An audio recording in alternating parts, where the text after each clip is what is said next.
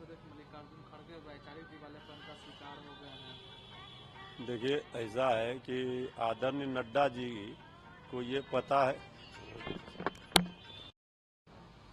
JP Nadda ने कहा है कि लगातार हार के एहसास और निराशा में कांग्रेस अध्यक्ष है वो मल्लिकार्जुन खड़गे वैचारिक दिवालियापन का शिकार हो रहे हैं। जब कांग्रेस प्रधानमंत्री नरेंद्र मोदी उनकी नीति की योजनाओं का मुकाबला नहीं कर पा रही है तो उनका पूरा नेतृत्व गाली देने और देश को बदनाम करने का।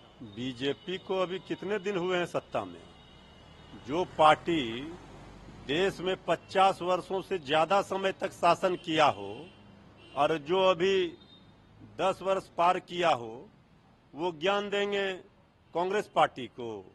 ये हताशा और निराशा में पूरी बीजेपी है। 400 पार के नारों का तो हवा निकल गया, 240 पर आ गई और अयोध्या हार गई। अरे हरियाणा ठीक है कि बीजेपी ने जीत लिया किसी तिगड़म से, लेकिन बीजेपी की उल्टी गिनती शुरू है।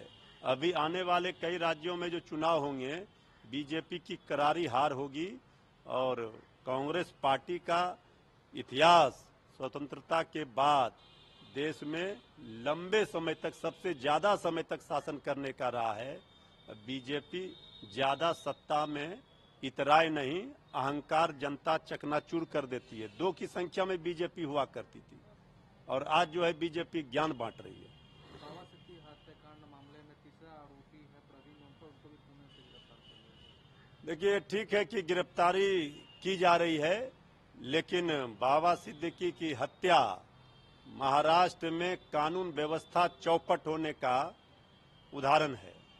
और इस तरह से अगर जिनको इतनी सुरक्षा कवच में जो नेता हों, खास सरकार में अभी शामिल हुए थे एनसीपी अजित पवार जी गुट में, जब उनकी सरेआम हत्या हो गई तो अब तो कटघरे में है शिंदे सरकार। उनको इस्तीफा देना चाहिए और बीजेपी के डिप्टी सीएम हैं।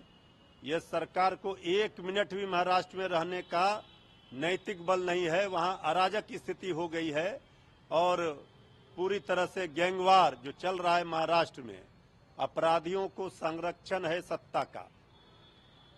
जिस तरीके से महाराष्ट्र में लॉ एंड ऑर्डर के मामले को लेकर है, वहाँ के मुख्यमंत्री एकनाथ शिंदे ने कहा है कि जिस तरीके से बाबा सिद्दीकी की घटना हुई है वो हत्या हुई दुर्भाग्यपूर्ण है, लेकिन चाहे कोई भी गैंग हो, विष्णोई गैंग हो या कोई अंतर्वागत, उनके खिलाफ सख्त से सख्त कार्रवाई होगी और जिम्मेदारी भी है उनको।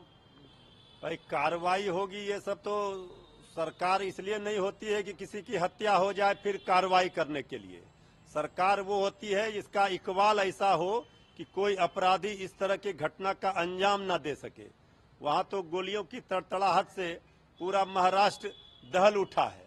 अब शिंदे साहब जो ज्ञान दे रहे हैं, उनको पहले इस्तीफा देना चाहिए, तब फिर कुछ कहना चाहिए। जम्मू कश्मीर में राष्ट्रपति शासन हटा दिया गया है, वहाँ पर उमर अब्दुल्ला है वो सरकार बनाएंगे। नहीं, ठीक है, वहाँ जम्मू कश्मीर में अब राष्ट्रपति शासन समाप्त हो गया है और वहां पर उमर अब्दुल्ला जी की सरकार इंडिया गठबंधन की बननी है। ये खुशी की बात है कि जब धारा 370 के बाद वहां पहली बार चुनाव हुए तो उसमें बीजेपी को जनता ने नकारा। सरकार वहां इंडिया गठबंधन की बनने जा रही है। जम्मू कश्मीर में अरविंद केजरीवाल ने कहा है कि दिल्ली की तरह जम्मू को भी आधा राज्य बना दिया गया है, आधा, और उनके सारी शक्ति उपराज्यपाल को दे दी गई है। मैं उमर अब्दुल्ला से कहना चाहता हूं कि आप कोई भी काम करने में दिक्कत हो रही है मुझसे पूछो, मुझे पता है कि दिल्ली को कैसे चलानी है। वहाँ पर आम आदमी पार्टी को देखिए, केजरीवाल जी ने अपना अनुभव शेयर किया है।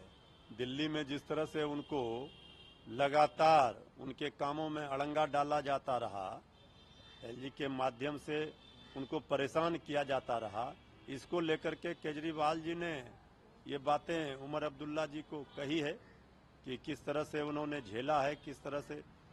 तो इसमें तो कोई गलत बात नहीं है, वो ठीक ही वो कह रहे हैं कि जो उनका अनुभव है, और उमर अब्दुल्ला जी खुद अनुभवी हैं, तो ये केजरीवाल जी ने अपना विचार व्यक्त किया है।